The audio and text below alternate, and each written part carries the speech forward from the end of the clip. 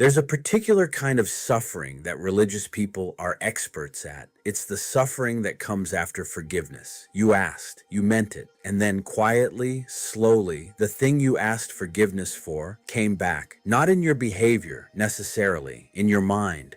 At 2 in the morning, in the way you flinch when something reminds you, in the low, persistent sense that you are marked by what you've done in a way that doesn't fully wash off. Maybe you've been told this means you didn't really forgive yourself, that your faith isn't strong enough, that you need to move on, as if moving on were something you accomplish by deciding to.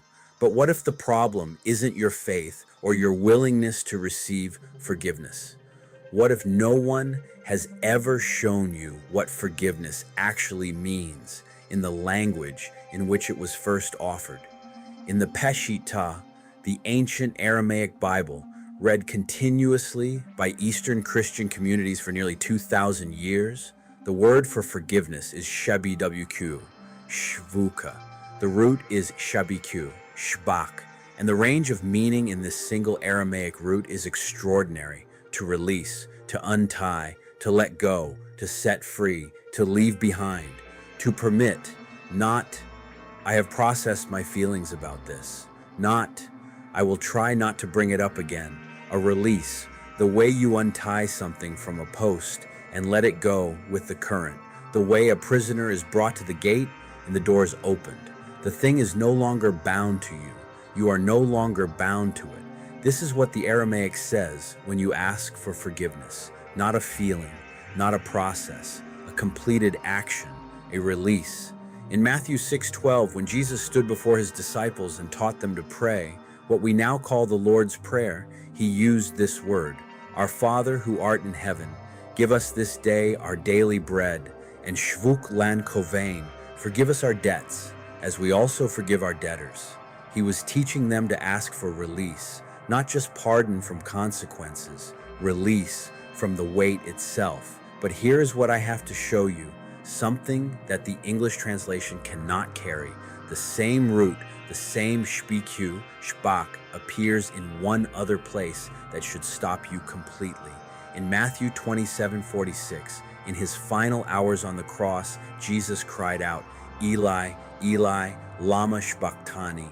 My God, why have you forsaken me?" The word forsaken, abandoned, left behind, shbaqtani, the same root as forgiveness. This is not a translation coincidence. This is the grammar of the gospel.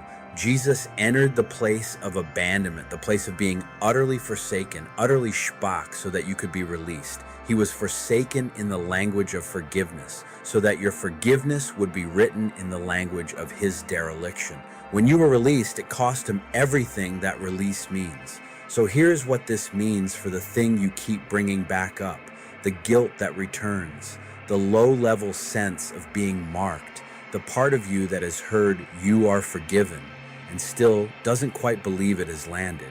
Your forgiveness was purchased at the price of the one who bore what that word costs. It is not fragile because it doesn't rest on your feelings about it. It doesn't waver because your sense of it wavers.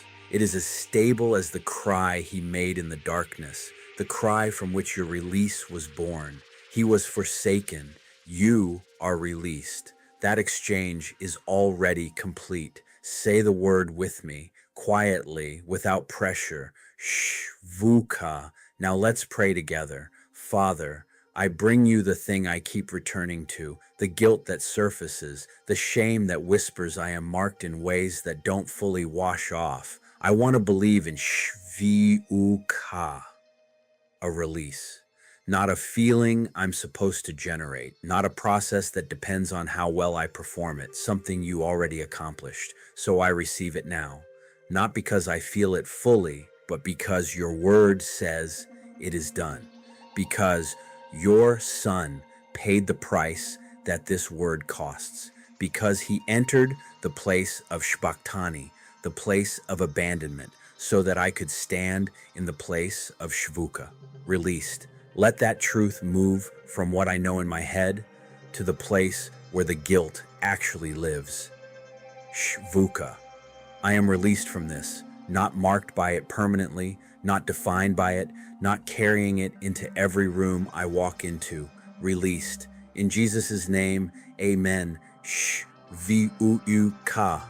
the word embedded in the Lord's Prayer, the word whose root is the word Jesus cried from the cross. He wasn't forsaken so that your forgiveness could be an uncertain, fragile thing you have to maintain.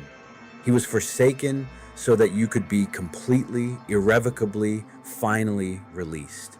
You don't have to keep carrying this. Grace restores all. If shame has been louder than truth lately, I put together a prayer for exactly that. It's free, it's short, and it's yours. Link is in the description.